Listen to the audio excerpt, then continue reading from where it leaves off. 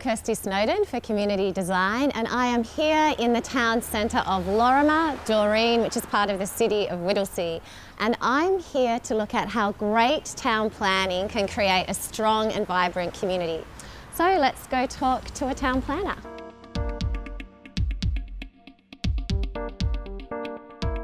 Hi, we're in the Laurimar Town Centre in Doreen, and I'm here with Aidan O'Neill, who is the Coordinator of Strategic Planning. Aidan, could you explain to us how this town centre came about, the origins of this place? Yeah, one of the things that was really important for the council when we started planning this town centre was to, I guess, get away from what you often see in retail developments in urban fringe locations, which is typically, just your internalised mall with a supermarket and some shops. We wanted it to be more of a focus for the community than that, and I guess we had a real desire to try and bring some more activity out into the street, rather than it just being a relationship between the car park and the mall. So I guess we really tried to push that agenda with the developer, and to their credit, they came along with it. It was a bit of a risk for them. I don't think that many town centres had been developed in that way in outer suburban locations for quite some time. So I guess we tried to work with them to try and break down some of those issues that we common have in that scenario, and I guess really trying to make the street that's behind us, which is the main street, as compact and pedestrian friendly as possible, to really encourage cafes and restaurants to open up to become a bit more of a focal point for the community. So. I noticed behind us that we've got the primary school really right in the heart of town, and how significant has that been in terms of fostering this community sense that you seem to be after, that you're trying to create? It was actually a really, really integral part of it, because part of what we were trying to do is really get a lot of street activity, get a lot of pedestrians here, and having the school so close to the town centre just brings a lot of people through the centre, particularly in the morning and the afternoon when the school drop-off's happening. It's just awash with kids, and same on a Saturday morning as well. There's just people everywhere down here, and it's not what you would normally get. So it's been really important. I think commonly what you get in outer suburban locations like this is the school's kind of a little bit detached from like the retail area, and it's more in a suburban kind of location. And bringing it right into the centre like this just has really activated it and made it more of a focal point, because it's not just about the retail and the shops. It's about the interaction between the two. And just behind the school as well, you can't see it from here, but the council sports reserve is there as well, and the local kind of football and cricket club has been, I guess, a really big part of that, developing that community spirit as well. So I think just bringing them all into a more integrated model rather than having everything kind of mixed around in different spots is, I think, been really successful.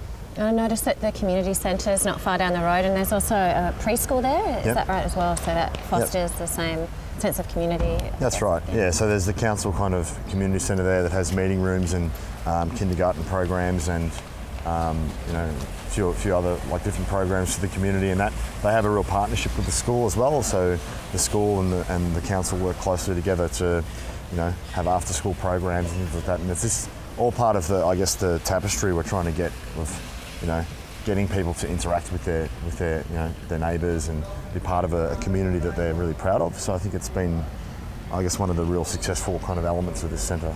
And was that in from the very beginning, that was obviously part of the plan, and the developers had to come on board with that? Were there challenges in working with different developers?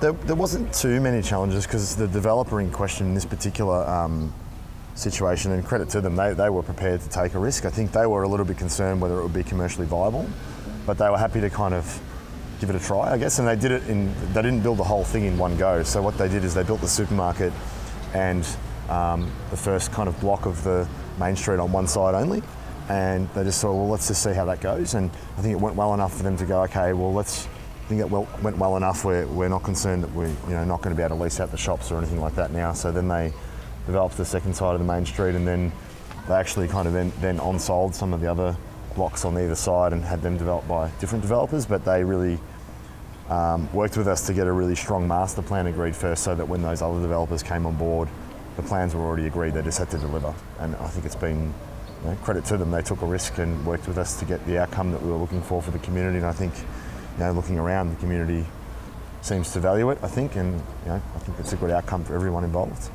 I think one of the things that I think we see here that maybe we don't see in some of those more mall-style developments is the amount of restaurants and cafes that have opened up. Normally you don't get that in the outer suburban locations. You just get more, you know, your chicken shop next to the supermarket, and it's not really going to encourage people to kind of come and meet friends and sit on the street and have a coffee and do all those kind of things that people seem to value in, say, you know, more established parts of Melbourne. And I think we were really keen to try and foster that here. A lot of, you know, prior to that, a lot of people were saying, well, you know, development industry was kind of saying, well, people don't really value that. That's not what they're looking for here. And we kind of tried to challenge that notion to say, well, why do you think people won't value that? People like meeting friends. People like, you know, having a coffee with friends and doing all that kind of stuff. And I think this has been a really important kind of pilot for us to say that it does work and people do want it. And, you know, I think we've been able to try and push that design philosophy elsewhere as a result of this being so successful. Yeah, it's definitely a very intimate environment, like a small country town, I guess you'd say, as opposed to a suburban strip mall. And could you explain what amenities are available outside the town centre?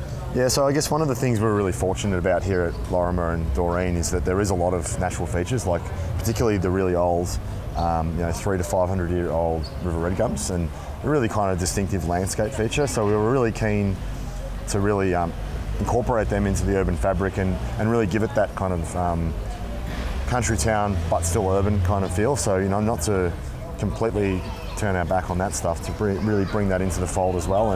And I guess people really have seemed to value that as well, I think. And one of the good things as a result of that is we've been able to incorporate a lot of you know, bike paths along linear open spaces that can really connect everything up and really encourage people to be more active as well, because it's a big thing in outer suburban areas with having problems with, you know, obesity and stuff like that. So anything we can do to kind of make it easier for people to get out and ride bikes and walk is a good thing. And I think that's really been a really successful thing about bringing the primary school into the town centre, linked up with all those parks, is that a lot of the kids ride their bike to school.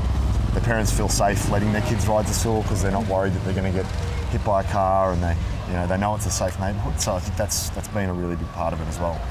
So can we go have a look at one of those parks, Aidan? Yep, there's a good one down there. Let's have a walk down that way. Fantastic. Off we go.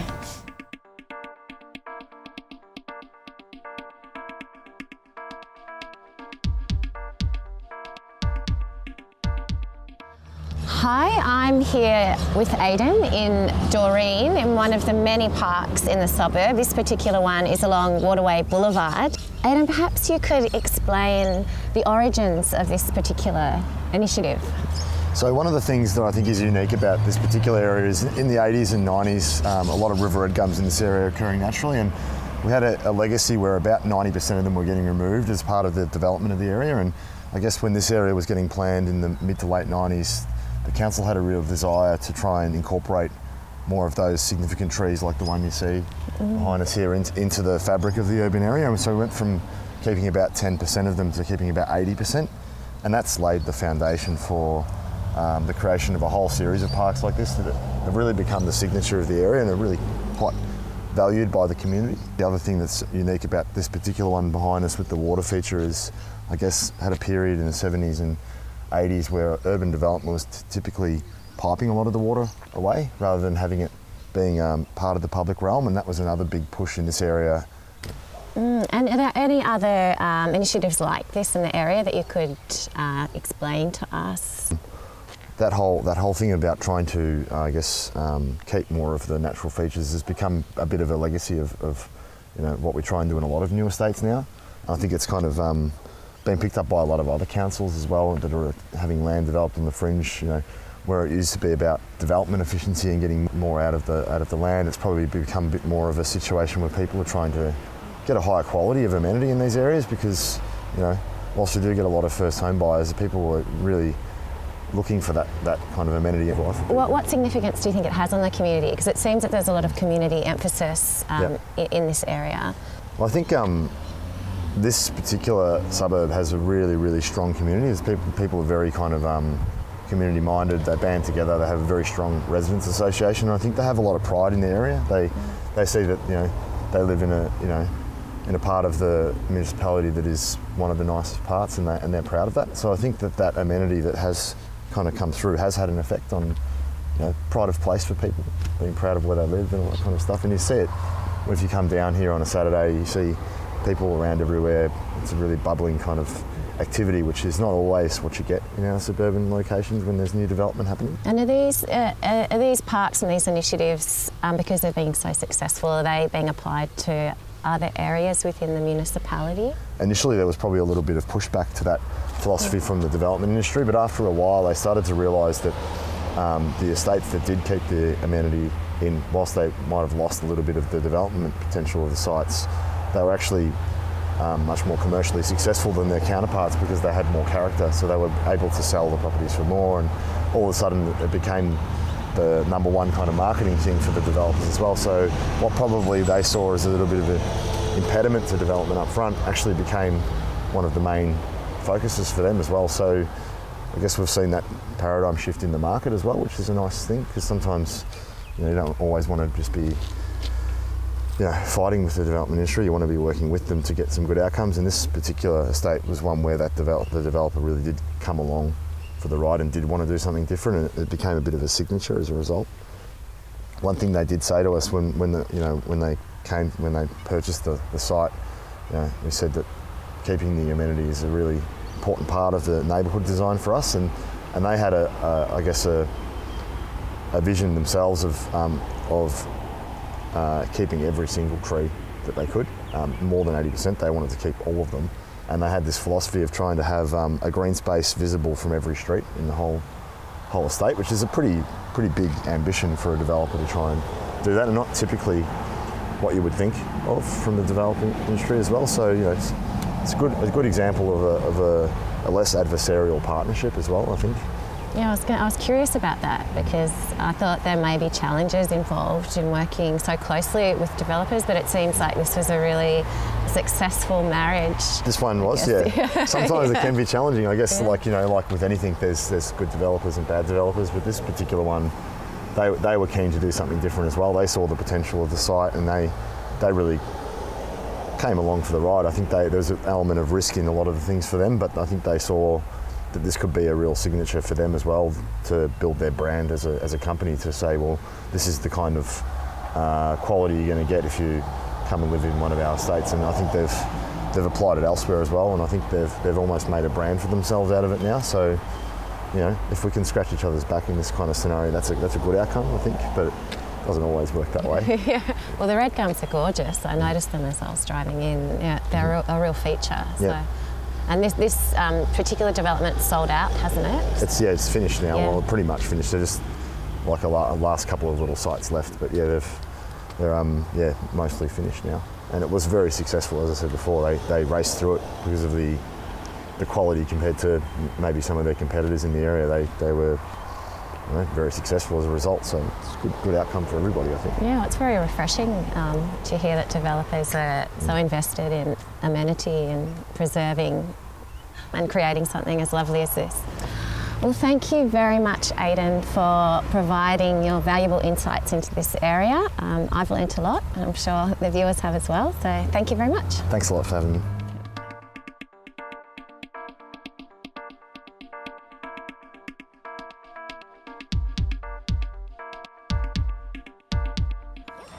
We're in the town centre of Laurimar, and I'm here with Leanne Arnel, the Community Development Officer for Doreen. And Leanne, can you tell us what's going on here today? Hi, thanks for coming and welcome to Laurimar Town Centre. Today we have Pop-Up Playgroup running, which is a partnership between City of Whittlesea, Melbourne City Mission and Yarra Plenty Regional Library Service. So it's a great way for community to come and connect and find out what's happening locally, and also a chance for the kids to create and have some fun. Could you perhaps explain how the planning of the town enhances community participation? Yep, sure. So the town's actually designed to invite people to stay. People can actually park their car once, they can drop their children to kindergarten school, they can then pop across the road, grab their bread and milk and come and have a coffee as well. The town also provides space for recreational shopping, medical appointments, dental, and we've also got our community activity centre here as well, which offers a lot of community activities such as seniors groups, play groups, we have dance, girl guides, taekwondo, scouts, lots of things to do all in the one place. I've heard there's about 70 different community groups just in this area. Is There's quite a lot of groups, and like I said, the ones that I've talked about in the community centre, which is fantastic, but we've also got other groups that just meet in coffee shops. We have mothers groups as well, meditation, yoga groups, reading story times. It's really just a great area. And this is a fantastic initiative here. Can you maybe explain what other projects that are going on? Yeah, absolutely. We've been working with Laurimar Primary School to teach the kids about their own space and to be proud of where they live. We've done a fantastic project, a street art project, which is actually on the outside of the Woolies arcade, where the kids got to design something for themselves, and then we actually put it in a public space for them to come and admire, so they have a sense of their own community in their own hometown. Oh, fantastic. And are there any other projects that you'd like to talk about? We did a wonderful yarn bombing project last year, which was fantastic. It was community driven. We had drop-off points for people to knit at coffee shops, and they came together and we actually presented a lovely display at the Community Activity Centre, which brought community all together. Can you explain to me what yarn bombing is? Sure, exactly? sure, absolutely. Basically what we did is we covered a lot of our community activity centre with yarn. We've actually got a bike back at the community centre, which is still quite popular, so we've kept that up and the kids just love it. Leanne, could you tell us what sort of feedback you've had from people about the town or about the community projects that you've been involved with? Sure. So basically a lot of feedback from community is that they feel that this is a small town, even though Doreen is growing. They still has that small town mentality where people are wanting to help each other out. People are always talking about how friendly and the atmosphere, and how people are just in for a chat. You might be walking past and you bang on a window of a coffee shop, and next minute you're waving to someone and you're sitting down and having a great time with them. So it's also a very inclusive community, and that really leads to a strong, resilient community when you have such great community connections. Okay, well thank you very much for joining us today, Leanne. It's been a real pleasure, and we better let you get back to your pop-up playgroup. Wonderful, thanks for coming out. Okay, no worries, thank you.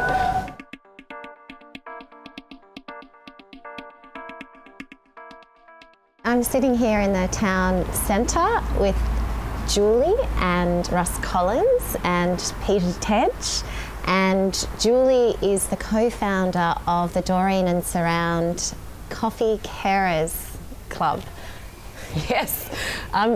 Julie, could you explain how you and Ross initially came to live in this area? Sure. Well, after Ross had his stroke in 2012, we needed to find an area that was a block of land that was flat, that was easily accessible, and somewhere, I guess, that had all the resources and services that we needed all in one place.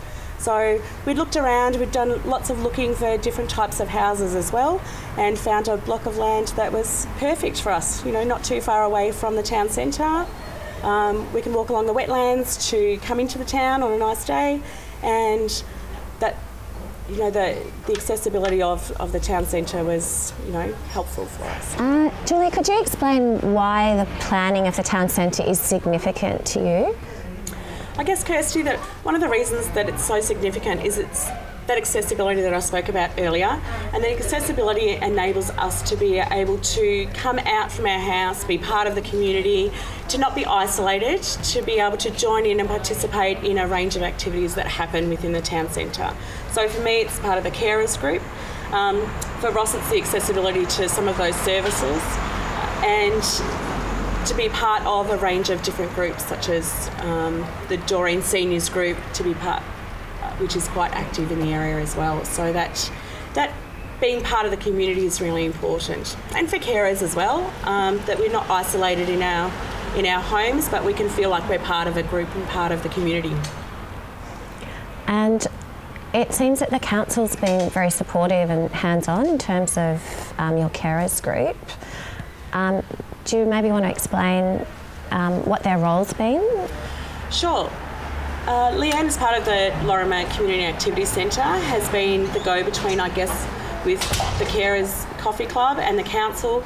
We've been able to provide, Leanne's been able to provide access to a range of services for us as well, and that person to be able to give us links into where to go to next or who to speak to for different circumstances. So that link in with the council has been able to provide us with access to a carer's luncheon and so on for Carers Week. So there's a whole lot of services that the council provide which have been helpful for all of us. Where do you meet? Do you meet for coffee, or do you meet in people's homes or at the community centre? We meet at the community centre. Yep. In the community centre in the foyer, there's a nice comfortable area where we can sit and chat. We have got access to tea and coffee as well, so we do have, it is a coffee club if you like. It's a nice informal area where we can chat about services or information that we might need to share, and it's a place for us to get things off our chest without having to worry about who might be listening too. So it's a great outlet for us, and it's great that we don't have to fork out any money as well, because that's sometimes a challenging issue for people who are carers. We have to be careful with the funds, so it's been a great resource for us too. And I think that's about it. So we'll wrap it up, but thank you very much for joining me today. Peter, Julie and Ross, thank you. Pleasure. And yeah, we'll let you get back to your coffees now. Thank you.